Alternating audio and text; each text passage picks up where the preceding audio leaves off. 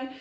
It's Laura from Divine Light Yoga, and I wanted to jump on to talk about how to teach children's yoga to nursery and preschool age children. So how to engage and what to teach to those 2 to 5 year olds. So obviously, depending on where in the world you are, we call it something different, but whether you're teaching it in a kindergarten, preschool, nursery, childcare centre, or you're teaching your children at home, what can you do for those 2 to 5 year old children? So the way in which we teach this age group is very different to any other age group that we teach. My background is in early years education, so before I became a full-time children's yoga teacher and teacher trainer, I was working in early years settings. So I've worked in preschools in the UK and in nurseries. I've worked in early years schools, EYFS, all over the world. So once I started teaching children's yoga, it was really easy for me to transfer a lot of the skills and my teaching techniques that I have from my classroom, my early years classroom. I was able to just kind of put those skills and those techniques and activities into the yoga, meditation, mindfulness field. Now, obviously, a lot of you might not have that kind of experience, so I do want to give you some tips. Children of this age respond really well to music. So once I started teaching once I started going into preschools and kindergartens to teach yoga and mindfulness to children, and I started that when I was working in Hong Kong, I would just spend 30 to 45 minutes, which is all they need at this age. If you're trying to take it to 60 minutes, it can be a little bit more tiring for this 2 to 5 age group. But I would spend 30 to 45 minutes teaching yoga poses, relaxations, mindfulness techniques, pretty much all through music. So I would sing and tell stories basically the entire 45 minutes, which might sound tiring, but actually the children respond very well to it. And because of that, it is a lot less tiring because you're keeping them very engaged and focused the whole time. So you're not having to continuously ask them to come and sit down or continually ask them to do something. You're not having to explain every single pose that you're going into because you're singing and at the same time you are moving with the children. So this is a really great way. Music, singing with the children is a great way to introduce new poses, to get them focused and engaged, to make sure they're concentrating, and to really manage the whole class, which is so essential if you're teaching this 2 to 5 year old age group. Otherwise, if you haven't managed the class, it can really feel like you're just losing control and that you're spending the whole 45 minutes making sure that everybody is safe and that everybody's still in the room. And obviously, we want to enhance their learning, enhance their health and development. And so that's why we need to use these tools like singing and music to keep the children fully engaged and participating as much as they can. So whether you're teaching poses and you're doing it through nursery rhymes as you introduce the pose, so doing the pose together, whether it's through partner yoga, group yoga, or individually in their space, and introducing it through nursery rhymes or familiar songs that they know. You can also introduce some Sanskrit mantras and chanting to them. You can do it as a chant if that's more comfortable for you. But you can also create your own Sanskrit music, essentially your Sanskrit songs, which I have a couple on my YouTube channel. That video is one of the first videos I did, so it's about 6 years old. But I still use the songs on there. So I have my Namaste song, my Om Shanti Shanti peace song. So you can just create your own. It can be really, really simple, but it just really helps the children tune in and understand, the concepts of Sanskrit, concepts of yoga. So we don't want to underestimate this age group. Their brains are like sponges, they're learning consistently. So we can introduce some really interesting and fundamental concepts of yoga, but we're doing it through the use of music and singing with them.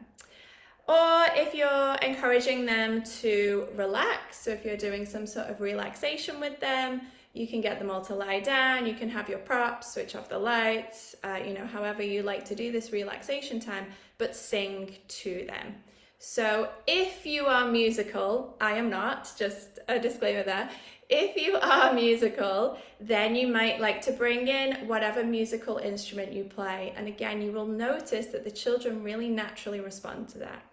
If you're like me and you are not talented in music in any kind of way, then you can just sing to them. So I would sing just something like Twinkle, Twinkle, Little Star a couple of times just to get them to wind down and relax. So I would have them all lying down in any way that's comfortable for them, switch off the lights, have my essential oils, which I love, and then I would just sing a couple of rounds of Twinkle, Twinkle, Little Star. Because in all honesty, if you're working with toddlers, 2-year-olds, going into the 3-year-olds, relaxation time, it just means that their body is resting and they're just focusing on one thing, which is you singing to them. Now, obviously, I do start to introduce some other kind of relaxations, but definitely for the first few sessions, I would just be singing with them. You can also sing your instructions. So if you want them to lie down and do some belly breathing, then you can sing a song about breathing into their belly, about inhaling and exhaling. Again, you can create these songs, you can make them up on the spot. I won't sing to you now, I'll save your ears. But again, I've got some videos on YouTube that you can have a look at. Or you can look at some other yoga songs on YouTube of much more talented musicians than me. But I would just sing a really basic song. So I usually do something like everybody do this. But I would sing it,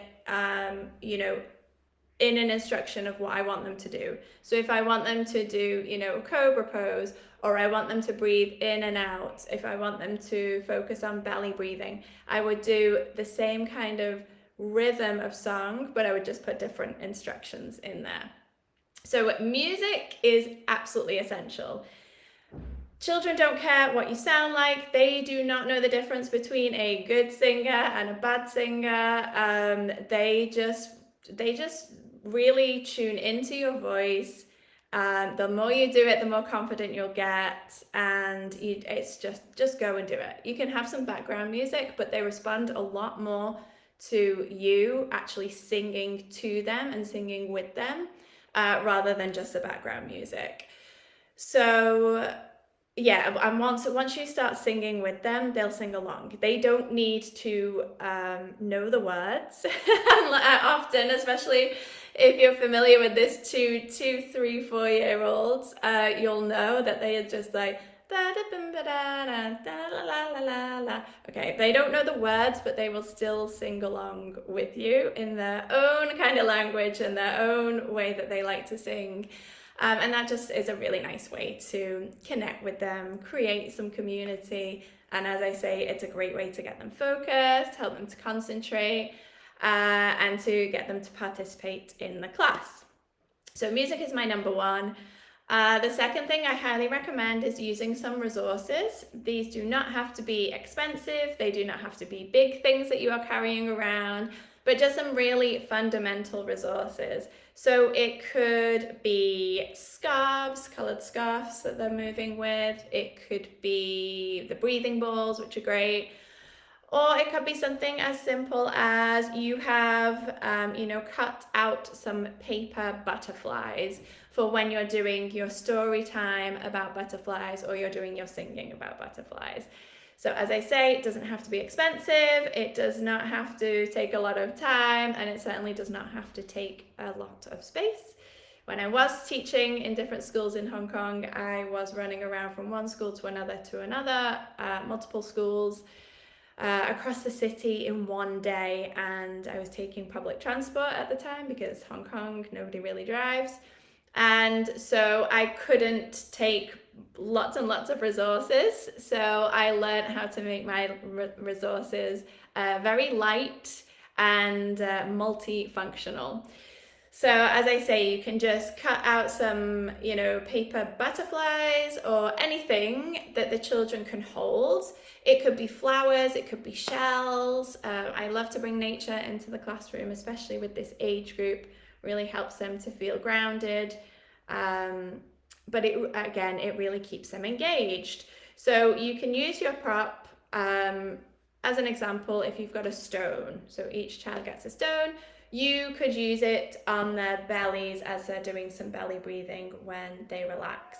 You could use it as a mindfulness activity where they just spend 1 minute observing their stone, noticing what does it look like, or if you've got shells, for example, what does it sound like.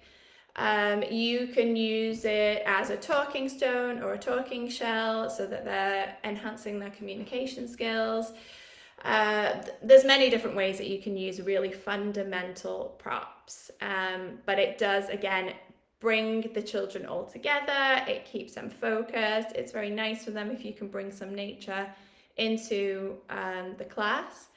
And definitely if you're introducing more abstract concepts to this 2 to 5 year old age group, which breathing is a very abstract concept for a 2 and 3 year old.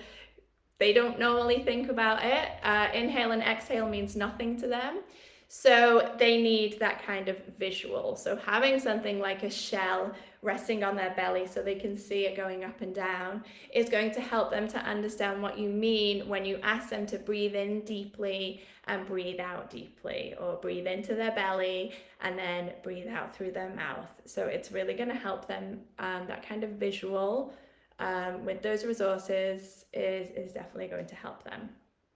If you are fortunate enough to be working in a studio or perhaps even a school that has props such as blankets or bolsters or pillows, definitely you'll have this if you're working in a yoga studio, then you can ask the children, definitely those, I'd say 3.5 to 5 year olds, they can go and get their own props and make themselves comfortable so that they can go into a nice deep relaxation. The 2 to 3.5 year olds are probably just gonna take the props and, kind of throw them all over the place. So I wouldn't introduce that many props to that age group, but definitely some nice resources, as I say, for the younger age group. So music, resources and props, and then the final thing I'll talk about is books, is a story. Again, it's something that they respond very well to. You can just take one book. If you don't have access to books, you don't have access to a library, and you're not working in a school with access to books, which I'm sure you all will have access to one of those 3 things. But if you're not, you can either make up your own story. YouTube, if you've got access to something that you can show them visually. YouTube has some amazing animations of really nice books, such as Eric Carle books, Julia Donaldson, Michael Rosen, We're Going on a Bear Hunt. So all of the classic books that I use, they also have animated versions on YouTube, which is really nice if you're working in a school that has like the projector or the interactive board. Otherwise, just a paperback book, which is really important for children to have access to.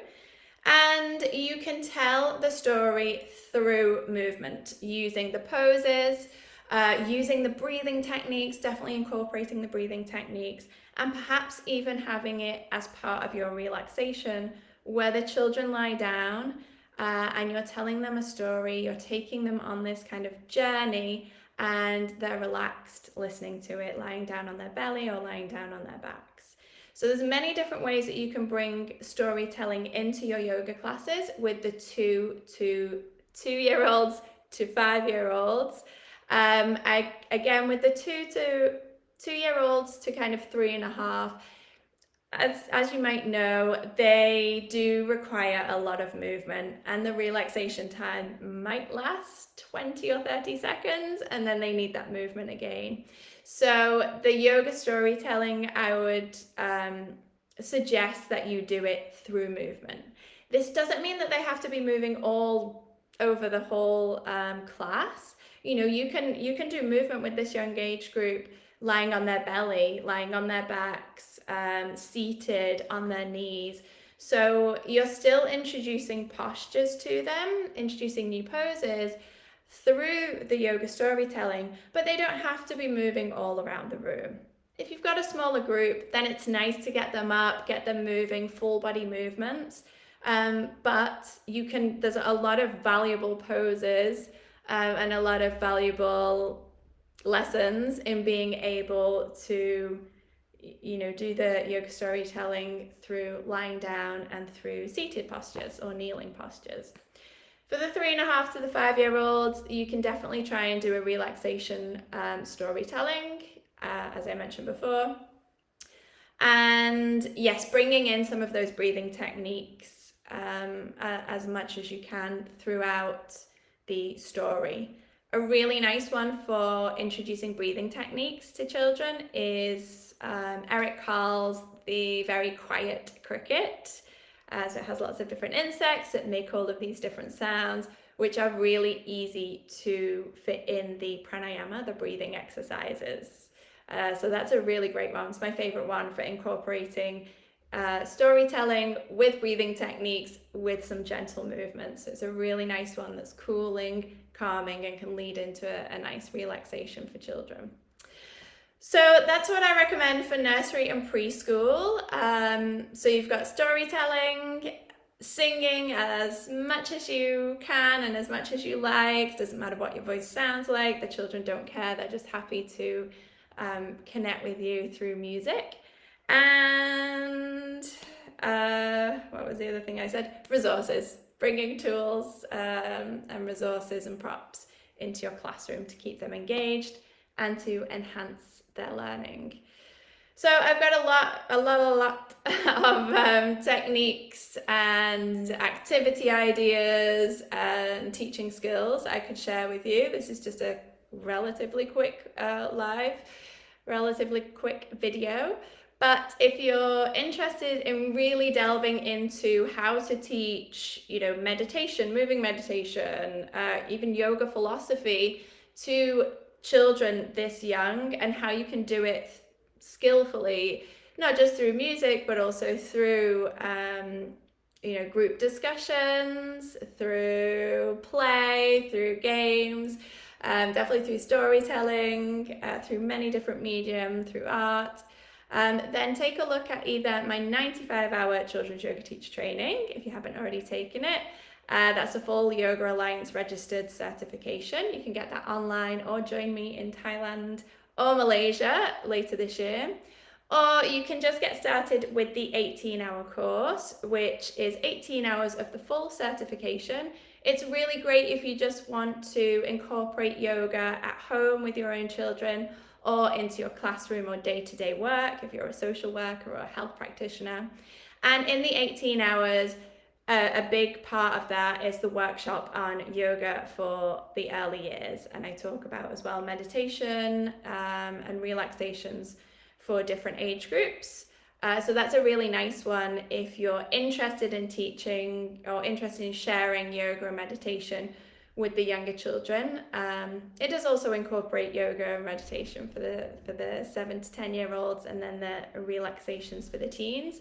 But yeah, if you're interested in teaching nursery and early years children, then I definitely recommend doing the training or doing some sort of training, and particularly looking at classroom management, because if you don't have those kind of tools and techniques in place, then it's really difficult for the children to learn. It's difficult for you to manage the class, and it's really difficult for you to kind of connect with the children, and it just becomes really tiring and disheartening.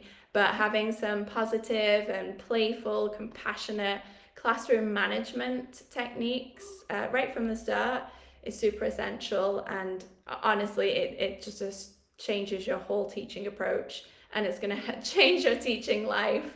If you are working with the 2 to 5-year-olds, it's the most fundamental part of teaching is the classroom management, but doing it in what I consider to be the right way, that is compassionate, positive, playful, helping them to make healthy decisions and to understand their own behaviour and prevent disruptions as well.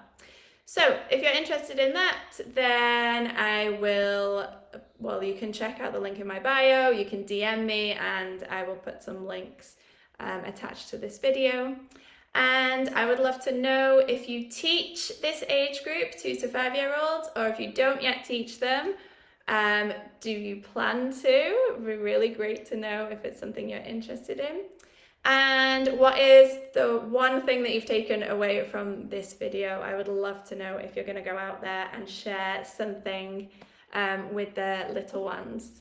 Yeah, okay, well, I hope to hear from you soon. Bye.